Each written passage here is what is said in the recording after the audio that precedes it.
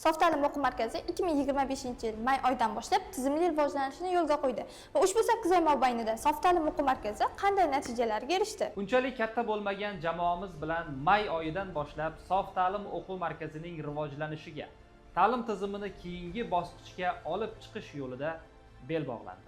Avvalo, bu qisqa muddat davomida filiallarimiz soni yana bittaga ko'paydi. Hozirgi kunda sof ta'lim o'quv markazi faqatgina algoritmda emas, Sergeli Choshtepada ham o'z faoliyatini yuritib kelmoqda.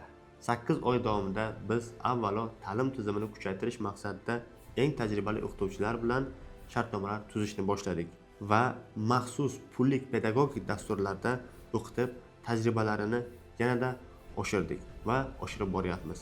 Nega aynan maxsus dasturlar orqali biz o'qituvchilarimizning malakasini, pedagogik mahoratini oshirib boramiz? Chunki bugungi davrda bolalarga ta'lim berish bu oson ish emas.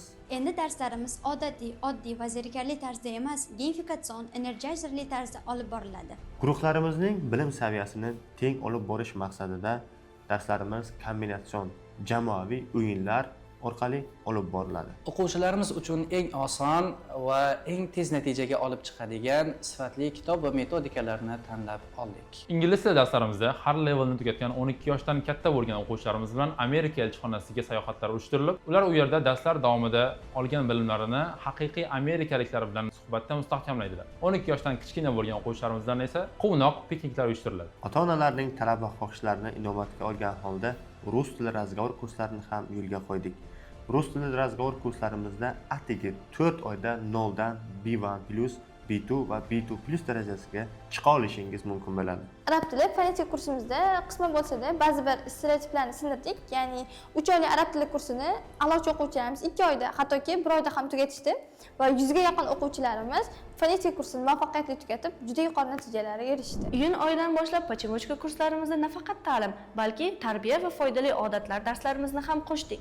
Endilikda darslarimiz 1,5 soatdan emas, balki 3 soatdan olib boriladi va bunda sizning farzandlaringiz 100 dan ortiq kichik odatlar va 200 dan ortiq esa katta odatlarni ham albatta o'rganib borishadi. Biz farzandlaringizni ta'limiga, balki tarbiyasiga ham juda katta e'tibor beramiz. Keling endi o'quv markazimizda darslar qay tartibda olib borilishini ko'rib chiqamiz. Darslarimiz tajribali pedagoglar tomonidan maxsus metodikalar orqali o'tiladi. Har bir o'quvchi uchun oy boshida shu oy uchun necha foiz darslarni o'zlashtirish kerakligi ustozlar bilan rejalashtiriladi va shu oy oxirida imtihon olinadi va natijalar solishtirilib, o'quvchilarimizning natijalari har oy va har darsda o'lchab boriladi. Darslarni yaxshi o'zlashtirib boradigan o'quvchilarimizga har bir darsda ballar berib boriladi va rag'batlantirib boriladi. Har oy ketma-ket darslarni o'z vaqtida bajarib borgan o'quvchilarimizning ota-onalariga rahmat qo'ng'iroqlari amalga oshirib boriladi. Darslarimizda muntazam ravishda zamonaviy metodikalardan foydalanib boramiz va bu qilgan ishlarimiz tezda natija berishni boshladi.